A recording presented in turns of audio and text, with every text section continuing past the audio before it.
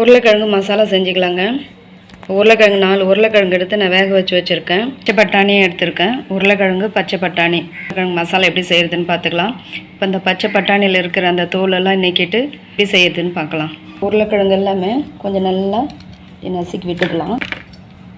மசாலா செய்கிறதுக்கு 2 தக்காளி கட் பண்ணி வச்சுருக்கேன், 2 ஆனியன் கட் பண்ணி வச்சுருக்கேன், முந்திரி, கொத்தமல்லி, 4 பச்சை மிளகாய், கொஞ்சம் கருவேப்பிலை.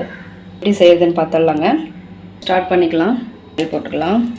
ஆயில் காஞ்சதும் கடுகு சேர்த்துக்கலாங்க. காஞ்சிருச்சு. 1 ஸ்பூன் கடுகு சேர்த்துக்கலாங்க. கடுகு பொரிஞ்சிருச்சுங்க. 1 ஸ்பூன் கடலைப்பருப்பு சேர்த்துக்கலாம். பருப்பு 10 சேர்த்தாச்சு. ஒரு 4-5 பச்சை மிளகாய் சேர்த்துக்கலாம். கருவேப்பிலை சேர்த்துக்கலாம். ஆனியன் சேர்த்துக்கலாங்க.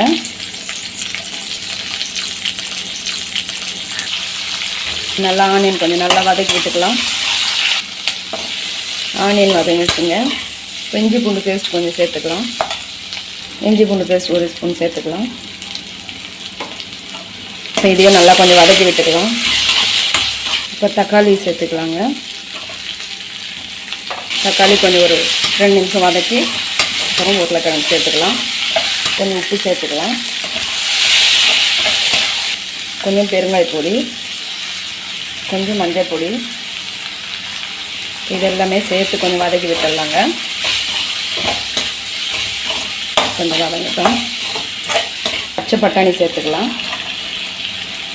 இதையும் கொஞ்சம் வதக்கி விட்டுக்கலாம்.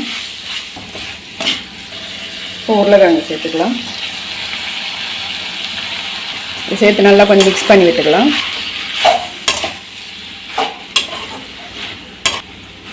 கொஞ்சம் கொத்தமல்லி சேர்த்துக்கலாங்க. இதெல்லாம் சேர்த்து நல்லா மிக்ஸ் பண்ணி விட்டுக்கலாம். தண்ணி கொஞ்சம் சேர்த்துக்கலாம். இது ஒரு 5 நிமிஷம் கொதிக்கட்டுங்க. அதுக்குள்ளே மூடி போட்டு விட்டுடலாம். ஏன்னா அந்த ஆனியன்லாம் கொஞ்சம் வேகணும். கொஞ்சம் மூடி போட்டு விடலாம். ஒரு 5 நிமிஷம் மட்டும் பாருங்க. இப்போ ரெடி ஆகிடுச்சு. கொத்தமல்லி போட்டு ஆஃப் பண்ணிடலாம். இந்த அளவுக்கு திக்னஸ் இருந்தால் போதும். உங்களுக்கு இன்னமும் திக்னஸ் வேணாலும் இன்னும் ஒரு 2 நிமிஷம் கொதிக்க விடுங்க. எங்களுக்கு இவ்வளோ போதும். ஏன்னா இதுக்கு மேலே கொதிக்கிட்டால் ரொம்பவும் ட்ரையாக இருக்கும், ரொம்ப திக்னஸாக தெரியும்.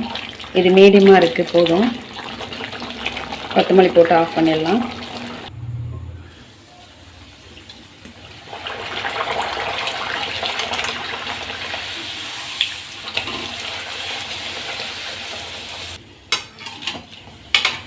பூரி நல்லா புசு புசுன்னு வருது பாருங்கள். இப்போ பூரி உருளைக்கிழங்கு மசாலா ரெடி.